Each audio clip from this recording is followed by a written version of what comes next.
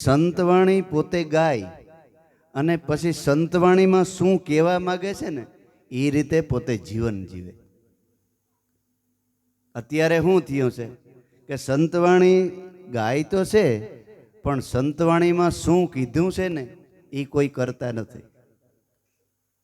આ મિત્તલબેન ભજન બોલી, પહેલું ભજન કે નિરખું નૈનોમાં ભરપૂર, દલડેથી જાણું નહીં તને દૂર, સાઈ મુંજા મેરું રે એક રોતો. એ એવું કરો તો આ બીજી ભાષા છે એ બાજુની. સેલાણી સાહિત સંત થઈ ગયા દેવીદાસ બાપુના શરણમાં. એ બાજુની એવું કરો તો સાઈ મુંજા મેરું એસા કરો તો આવું કરો. આ શબ્દ કોઈને ખબર જ નથી, ખાલી સાંભળે છે. સાઈ મુંજા મેરું રે કરો તો એટલે હું કે એસા હિન્દી શબ્દ છે, મુસ્લિમ ભાષા થોડીક અંદર ભેરવેલી છે. અને એવું કરો કેવું તો કે અમને એવા સંત મિલત હે, અમને એવા સદગુરુ મળ્યા છે. કેવા તો કે દલડેથી એક સેકન્ડ વાર પણ દૂર ન થાય એવા. સેલાણી સાંઈ નાનો એવો દીકરો હતો અને રૂડો પીર થઈ ગયો અને કે ત્યાં બકરા ચારતો હતો. બકરા ચારતો હતો, ત્યાંથી કોઈ સંત નીકળ્યા એટલે અતિશય સેવા કરી. એટલે કીધું કે બેટા તું મારી સેવા કરી, હું તને પીરાણું આપું, જા હું તને પીરાઈ આપું. તો કે પીરાઈ આપવા માટે બાપુ મારે ક્યાં જાઉં? તો કે પરબની જગ્યામાં વયો જા. તેથી દેવીદાસ બાપુ હયાત હતા, બેઠા હતા. પરબમાં વયો જા, ત્યાં સેવા કર અને જગતની અંદર તું પીર થઈને પૂજાઈશ. મુસલમાનનો દીકરો હતો. પીર થઈને જા, મારા આશીર્વાદ છે તને. કે પીર થઈને અને ત્યાં ગયો જઈ અને કોઈ બીજી વસ્તુ જ નહીં, સેવા સિવાય કંઈ નહીં. બીજો શું કરે છે ને એ જોવાનું જ નહીં. ઓલો આમ કરે છે કે આ તેમ કરે છે કે, એટલે તોરલે કીધું કે દેખા દેખી કરવા જાય એ નર અધૂરિયા કહેવાય. પ્રથમ ભક્તિ સંતન કી કર સેવ. જો તારે ભક્તિ કરવી હોય, ઈશ્વર પ્રાપ્તિ કરવી હોય તો કોઈ સંતના શરણમાં જઈ અને સેવા કર. એ આ સેલાણી સાંઈ બાપુએ પોતાના હૃદયની અંદર શબ્દ દ્રઢ કરી લીધો. જયંતિ આપણે કહેતા ને કે મામૈયા બાપુ થઈ ગયા દરબારમાં. મામૈયા દરબાર જ્ઞાતિની અંદર એકવાર એમ કહેવાય છે કે દાદા ઉગમસિંહ બાપુ, ઉગારામ દાદા એવા સંતો ઓશિતાના રાયપર ગામમાં ચડી આવ્યા. ગામમાં આવ્યા એટલે આ જે મામૈયા બાપુ દરબાર એ ત્યાં શોકી કરતા, ગામની રખેવાળી કરતા. ખંભાની અંદર જોટો અને ગામમાં એવા પહાડી પુરુષ બે બે ત્રણ ત્રણ આટા મૂસુના વરી ગયા. ખંભે જોટો અને ગામમાં ફરે. અને સંતો એક નાનું એવું દેશી નરિયાવાળું મકાન, એમાં બેઠા બેઠા સત્સંગ કરે. એક વણકર જ્ઞાતિ ને, એક પટેલ જ્ઞાતિ ને, એક બ્રાહ્મણ ને, એક મુસલમાન. કોઈ પૂછ્યું કે આ કોણ છે? તો કે કોણ જાણે, આ વાડા વાડાના એ કે ભેરા થયા છે. એક મુસલમાન છે, પૂંજા બાપા મુસલમાન હતા, પઠાણ. એક પટેલ છે, એક બ્રાહ્મણ, હરજીવન બાપા બ્રાહ્મણ હતા. એક બ્રાહ્મણ છે, એક પટેલ છે અને એક વણકર છે. એ આ બધા નોખા નોખા ક્યાંથી ભેરા કંઈક કરે છે.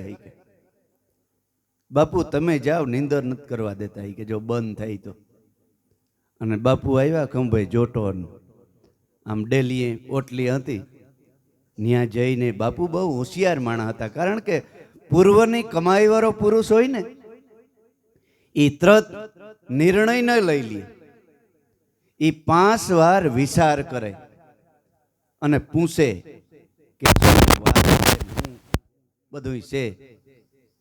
આપણે તો જાણ્યું ન કર જેને સેટા સેટા વાત બોલ્યો ને, આ ભાઈ જોયો છે એ સડી ભેરે નમણ રખડતો, હે સેટે સેટે કોઈ દી નજીક આવી અને એનો અનુભવ કરતા નથી. જો નજીક ભલે ન આવે, આપણે કઈ એવું નથી કે સીધે સીધા સંતના શરણમાં જઈને આપણે ગુરુ કરી લેવા, એમ સંતો નથી કહેતા. સંતોની નજીક જઈને 7 વાર અનુભવ કરો, અને એ છતાંય જો નો તમને પ્રતીતિ બેસે તો એને સાથે રહ્યો 2-5 દી, પછી એનો શરણમાં શીશ નમાવો. એટલે એવું બન્યું. જોટો મૂકી ને કહેવાય છે કે ઓટલી હતી ત્યાં બેઠા ને પેલા સાંભળ્યો સત્સંગ, અને દાદા ઉગારામને ધારા જેણે સાક્ષાત રામોપીર બોલે બેઠા બેઠા, હો સાક્ષાત સંતો બોલતા હોય ને એ અવતારી પુરુષ અવતાર લઈને જ બોલતા હોય ખરેખર, નગર એ વાણી એના મોઢામાંથી નીકળે જ નહીં. સાક્ષાત દાદા રામદેવજી આવે ને બોલે છે, એવી ધારા નીકળે. અને દાદા લાભેશ્વર નાથ એટલે સ્પેશિયલ વ્યાસ ભગવાનનો અવતાર, વેદ વ્યાસનો અવતાર. 18 પુરાણ 100 શાસ્ત્ર 4 વેદ. આમ ખેતરમાં બેઠા હોય ને તમે ગમે એ અધ્યાયની વાત પૂછે ને એ અધ્યાય ફટાફટ કહી દે તમને, ગમે તે વાત પૂછો, પણ સમજવું કઠણ. એટલે મૂકી અને સાંભળ્યું.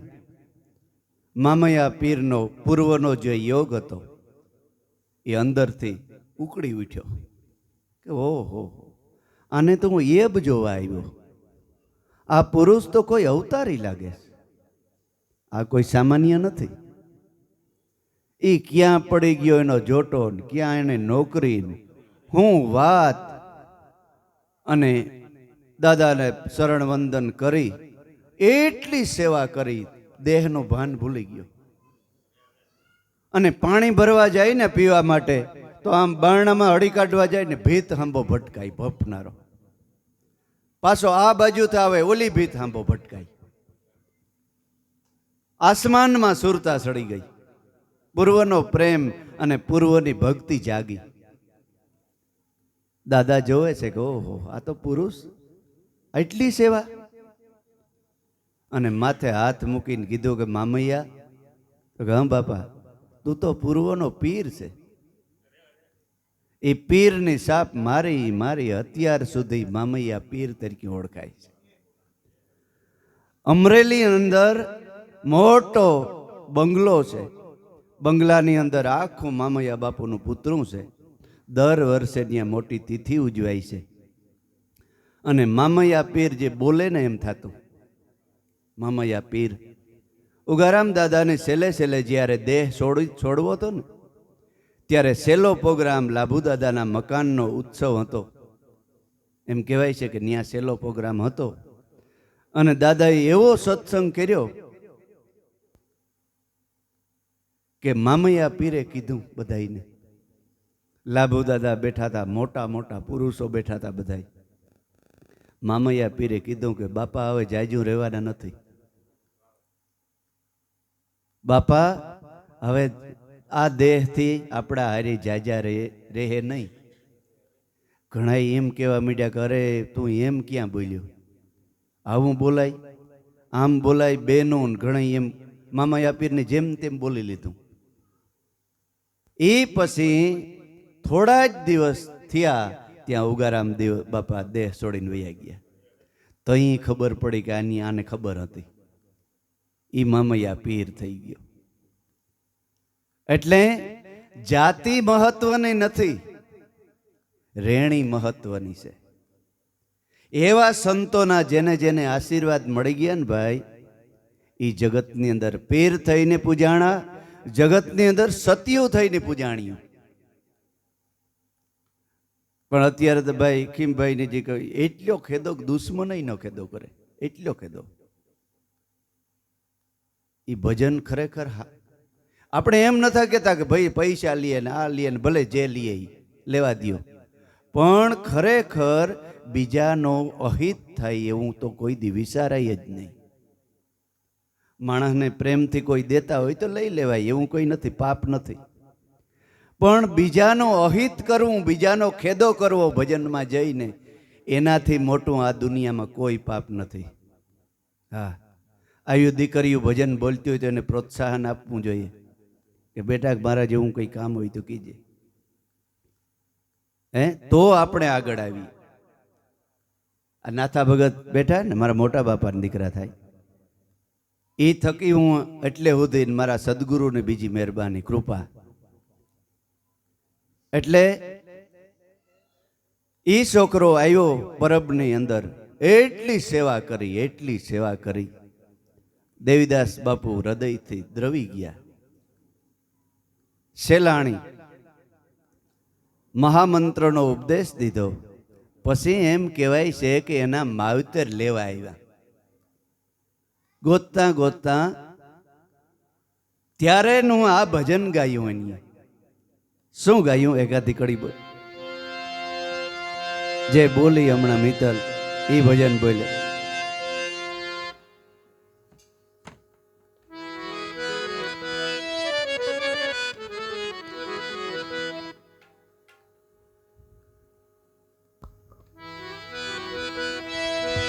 નિરખૂન નુમા એ ભરપૂર,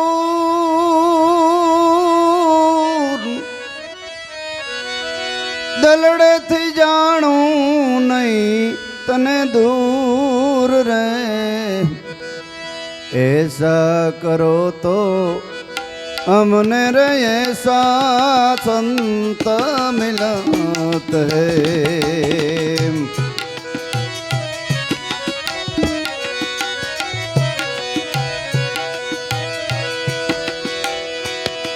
कौन तारी वाड़ी खाव,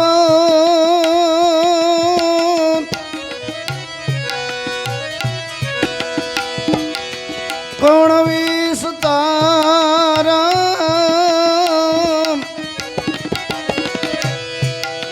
कौन रे डाड़ियों ने कौन एना मूड रे. साई मुंजा मेरू रे करो तो हमको रे ऐसा गुरुजी मिलत है, मिलत है. આવીને પૂછ્યું કે હાલ બેટા હાલ ઘેર. કે હવે નો આવું. તો કે કેમ નો આવ્યું? કોણ તારી વાડી ખાવન, કોણ વિસ્તારા, કોણ ડાળ્યું ને કોણ એના મૂળ. એ પૂછે છે કે તારા મા બાપ કોણ છે? વાડી એટલે આપણી જાત. પાટની અંદર જાય તો કે કેટલી વાડીના ફૂલ ગયા, એટલે આ કઈ ફૂલ નહીં. ત્યાં હાથ વાળી એટલે હાથ જ્ઞાતિના માણા હોય, આમાં બેસાડીને પછી ખવડાવે. વાડી એટલે આ દેહ.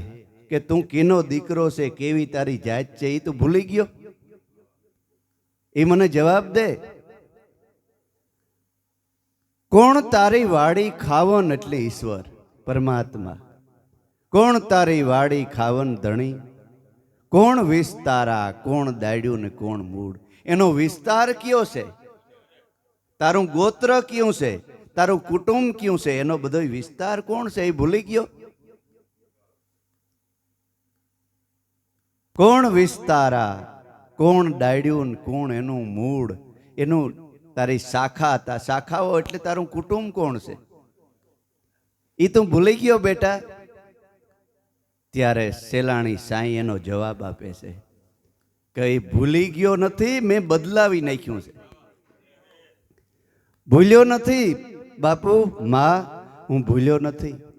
મેં એ બદલાવી નાખ્યું છે. તો કેમ? ત્યારે કહે છે, સત મારી વાડી ખાવન, વસન વિસ્તારા, દયા ડાળ્યું ને ધર્મ છે એનું મૂળ. અમને એવા ગુરુ મળ્યા છે વનરાજભાઈ, એમ આ ભજન કો ખોલી તો દિયો. હે, કોઈ દી આ પ્રથમ વખત મેં ભજન ખોલ્યું, કોઈ દી શબ્દ ન સાંભળ્યો, પણ હું નથી ખોલતો, મારો સદગુરુ ખોલે છે, હું નથી ખોલતો. ક્યાંય તમે આ ભજનનો ખુલાસો સાંભળ્યો હોય તો કયો. હે, એ સદગુરુ ઉપર આવીને બોલે છે. સત મારી વાડી, મારી વાડી હવે આ શરીર નથી, આ દેહ નથી, મારી વાડી સત કહેતા મારો આત્મા છે. વસન વિસ્તારા, મારો વિસ્તાર છે એ વસન છે. વસન એટલે તમને જે ઓળખાયું ને ગુરુએ, એ મારો વિસ્તાર છે. મારા હાસા સગા હવે મારા ગુરુ ભાંડરડા છે. હાસો મારો સગો મારો સદગુરુ છે, અને મારા જે ગુરુ ભાઈઓ ગુરુ બહેનો છે ને, એ મારા હાસા સગા છે. એ વસન વિસ્તારા, સાઈમ વસન વિસ્તારા, દયા ડાળ્યું છે. અને ડાળ્યું કોણ છે? આ વૃક્ષ નહીં, તો કે દયા. દયા સિવાય કંઈ નહીં. બીજા ઉપર પણ દયા કરવી. કોઈ હારું ગાતો હોય તો એના ઉપર દયા કરવી, હારું બોલતો હોય તો દયા કરવી, ખરાબ રસ્તે જાતો હોય તો એને મારે પાછો વાળવાનું, એ મારું કામ છે. મારા સદગુરુએ મને આ રસ્તો બતાવ્યો છે કે અવગુણ કરે ને તો એને ઉપર તારે ગુણ કરવો, બાકી કોઈનો આત્મો દુભાઈ ને એવું કાર્ય તો તારે કરવું જ નહીં. દયા ડાળ્યું.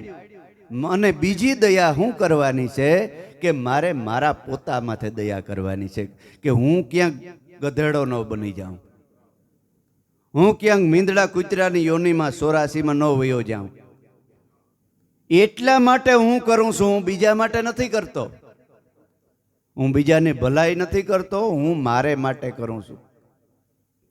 નકર તો ઘણા એમ કહેતા હોય કે મેં વરે વાં દયા કરે ને જો આણે દીકરીને પરણાવી દીધી, તેણે પરણાવી દીધી કે મારા હારું તારે કંઈક ધર્મ કરવું એ જ પરણાવી, એમાં ગાવવાનું શું હોય?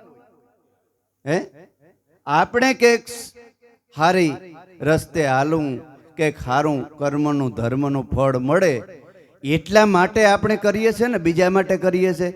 તો પછી તકતી છપ્પેને હું મારવાની જરૂર છે?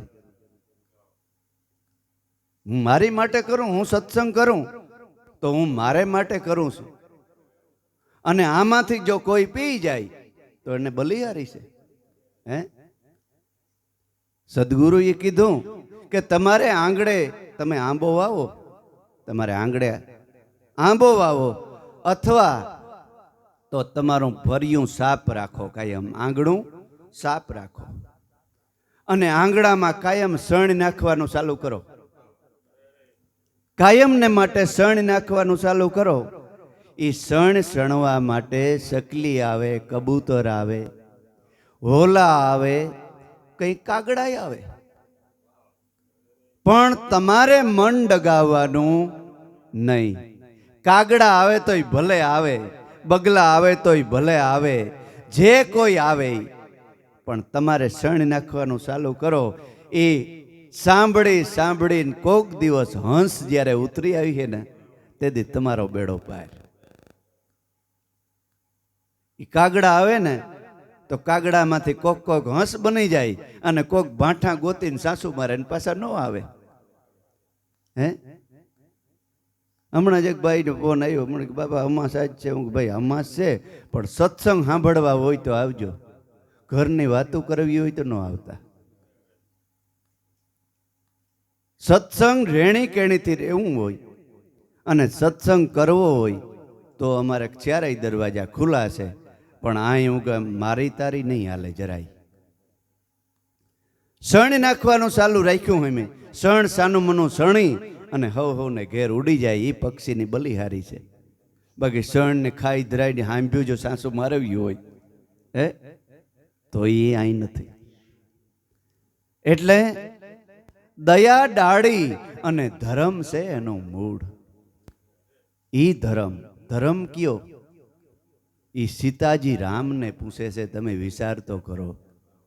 એ આ છોકરી ભજન બોલી, ઈ ભજનના શબ્દો શું છે કે સીતાજી પૂછે રામચંદ્ર રાયને કે કઈ સંભળાવો અમને વડા ધર્મની વાત. અને આપણે તો સીતારામ સીતારામ કરીએ. એની પણ આ ધર્મ જે તમને ઓળખાયો ને, એ સીતાજીએ રામને પૂછ્યું કે મોટામાં મોટો આ દુનિયાની અંદર ધર્મ કયો છે? તો કે દેવી અત્યારે નહીં કહું, તમે હજે કાસો પારો તને નહીં પસે. કાસો પારો આ તને નહીં પસે. આ કાશી હજે તારી સમજણ કાશી છે. સીતાજીની સમજણ જો કે કાશી ન હોય, પણ આપણે સમજાવવા માટે કહીએ છે, આપણે માટે કહીએ છે. એને વાણી આપણા માટે છે. જે જ્યાં સુધી કાશીમતી છે ત્યાં સુધી આ શબ્દ, આ સદગુરુનું જ્ઞાન તને ભોગ્ય નહીં પડે, તને પછીએ નહીં. સીતાજી ને કહીએ છે તો કે તો મારે શું કરવું? તો કે હવેના પછીના અવતારમાં તમે જ્યારે રૂક્ષ્મણીનો અવતાર હશે અને અમે દ્વારિકાના રાજા હશે, લક્ષ્મણજી હશે જેથી બલભદ્રનો અવતાર, અને અમે હશે દ્વારિકાના રાજા, તેદી આ ધર્મની વાત કરી. હું આપણે હજી એક અવતાર જવા દે. બીજો અવતાર થયો, રૂક્ષ્મણીની પાછી શંકા થઈ કે તમે પાંડવોને ત્યાં ઘડી ઘડી જાઓ તે હું તમને પાંડવું એવું બધું આપી દે છે? તો કે દેવી એમ જ હોય, અમારા કરતાં વધારે પ્રિય. તો કે આ હોય તો જ જાતો હોય ને. અમે તમારી અર્ધાંગના, છતાંય પાંડવો અમારાથી ઊંચા. તો કે થોડાક હોય એમ. તો કે હા. તો કે એનું કારણ શું? તો કે સમય આવ્યો ને તઈ કહીશ. તમારા કરતા ચડિયાતા છે એ સમય આવશે તો એ કહીશ. ધીમે ધીમે ધીમે ધીમે 2-5 મહિના વીતી ગયા. ભગવાન રથને તૈયાર કરે છે. આપણે જેમ ગાડીઓ લૂંતા એમને ફુવારો મારે લો. તો કે કેમણો જાઉં આજ? હસ્તિનાપુર જવું છે, મારા પાંડવોને મળવા જવું છે. દેવી તમારે આવવું છે? ભગવાને પૂછ્યું રૂક્ષ્મણીને કે તમારે આવવું છે? રૂક્ષ્મણીએ વિચાર કર્યો કે આ કોઈ દી મને ન કહે કે તમારે આવવું છે. આજ કીધું તો ના ન પડાય. તમે કહેતા હોય તો આવું, આવવું જોઈએ ને. તમે કહેતા હોય તો આવવું છે. તો કે તો તૈયાર થઈ જાવ. ભગવાને રથ બરાબર સાફ સફાઈ કરી તો રૂક્ષ્મણીજી તૈયાર થઈ ગયા. હાલો બે ઉપડ્યા. હસ્તિનાપુર સવારના પોરમાં 4 વાગે પૂગી ગયા. સીધો જ ભગવાને રથ અર્જુનના રાજમેલે જવા દીધો. કટ કટ કટ પગથિયા ચડી અને ઉપર અર્જુનને બરાબર ભજન કરવાનો સમય.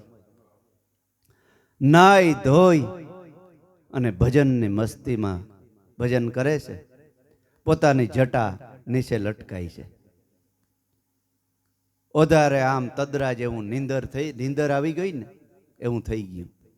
ઘણા એમ કહેતા હોય કે હું નીંદર કરે, નીંદર ન કરતા હોય, અમુક ભજન નહીં કરતા હોય. આપણે નીંદર કરતા હોય એટલે બધા નીંદર જ કરતા હોય.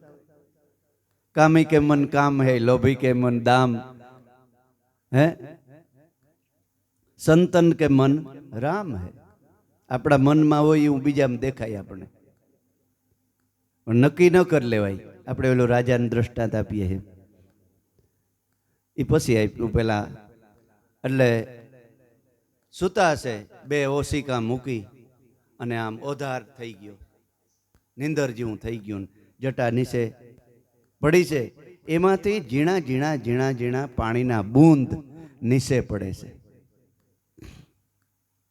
પાણીના બૂંદ પડતા પડતા ભગવાન જોઈ ગયા કે મોકો છે. આવો મંડળભાઈ આવો. જય ગુરુદેવ, જય ગુરુદેવ. પાણીના બૂંદ નેસે ન ભાઈ તો ખુરશી લઈ લેજો. જય ગુરુદેવ. ઝીણા ઝીણા ઝીણા ઝીણા પાણીના બૂંદ પડે છે.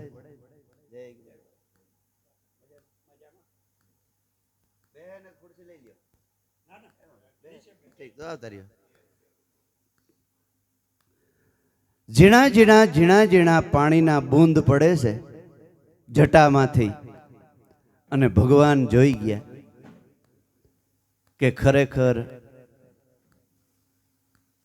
રૂક્ષ્મણીજીની નાક ઉપર આંગળી મૂકી અને કીધું કે કોઈની નિંદરમાં કે ભજનમાં ભંગ ન પડાવાય. આપણે અહીં બેસો, એને નિંદર જ્યારે ઉડશે ત્યારે આપણે મળશું. એટલે ભગવાન ને રૂક્ષ્મણીજી આમ સોફો પડ્યો તો ત્યાં બેઠા. ઓલે આ પાણીના બૂંદ ઝીણા ઝીણા નિશા પડે છે નીચે, એ જોઈ અને ભગવાન ઊભા થઈ અને પોતાનું જે પાલવ હતું ખંભે એ જઈને લૂસવા મીડ્યો, પાણી લૂસવા મીડ્યો. આનું નામ ભગવાન કહેવાય. હે, બાકી તો ઊંચા ચડીને આમ બેઠા હોય, આસમાન હાંભું જોવે. અમુક સંતો કોઈની દેખે નહીં ને એમ સેવા કરતા હોય. બજારો વારી નાખે, આશ્રમ વારી નાખે, સાફ કરીને રોટલા હોય જ ઘડી નાખે. હજારો માણસ જેના શરણમાં લોટતા હોય ને એ પુરુષ રોટલા હોય ઘડી નાખતા મેં જોયા છે. શાક મોરી નાખે, રોટલા ઘડી નાખે, બર્તન આ તે, અને ઓલા આવે ને તો તૈયાર થઈને એને હામાં બેહી જાય સત્સંગ કરવાય. ટાણું પહેલાં હાંસવી લીધું હોય, એને એમ કે ઓલા આવનારને એમ કે આની માણા રાખ્યા અહીં, પણ પોચી જ કરી લીધું હોય. એટલે પોતાના પાલવથી અર્જુનને જટા મીંડ્યા લૂસવા. ત્યાં રૂક્ષ્મણીજીની નજર, રૂક્ષ્મણીજી સામાન્ય માણા નહોતા, મહાન સતી નારી હતી. એટલે કે મનની અંદર થયું કે હું પતિવ્રતા નારી છે, પતિના હાથમાંથી કામ લઈ લેવું એ મારી ફરજ છે, મારાથી બેહાય નહીં. એકદમ ઊભી થઈ, અરે ભગવાન, આ કાર્ય તો મારાથી થાય એમ છે, તમે બેહો, હું કરું. પોતાથી ન થાય એવું હોય તો કરાય, કરવા દેવાય, પણ પોતાથી થાય એમ હોય અને હા ભાઈ કુંભારજાના જે બેઠી રહીએ એ પતિવ્રતા નારી નથી. લાવો લાવો હું કરી નાખું, આ તો મારા થાય, આ હાવ ફોરું છે, આમાં કડ કે હાંધા કઈ ન દુખે, બેહીને હાલો હું સાફ કરી નાખું. તો કે જોજો એના વાળ ગરમ ન થવા જોઈએ. ઘસતા ઘસતા જો વાળ ગરમ થાય તો એના મગજમાં ગરમી લાગે અને નીંદર ઉડી જાય. આવો રાજભાઈ, આવો. ગરમી લાગે અને એને નીંદર ઉડી જાય, એટલે શાંતિથી એના વાળને ગરમ ન થાય એટલું ધ્યાન રાખજો. આ બાજુ તો આવતા રહ્યો બેટા, આ બાજુ ધ્યાન રાખજો. એટલે રૂક્ષ્મણીજી વાળ સાફ કરતા કરતા કરતા યાદ આવી ગયું કે ક્યાંક ગરમ નહીં થઈ ગયા હોય ને, એ વાળ લઈ અને આમ અડાડ્યા, કાંઈ નહીં. તો રૂક્ષ્મણીજીને સમાધિ થઈ ગઈ. એક એક વાળમાંથી અવાજ આવતો હતો, શ્રી કૃષ્ણ શરણમ મમ, શ્રી કૃષ્ણ શરણમ મમ, શ્રી કૃષ્ણ શરણમ મમ. એક એક વાળમાંથી એક એક રવાડું ગુરુને ભજતું હતું.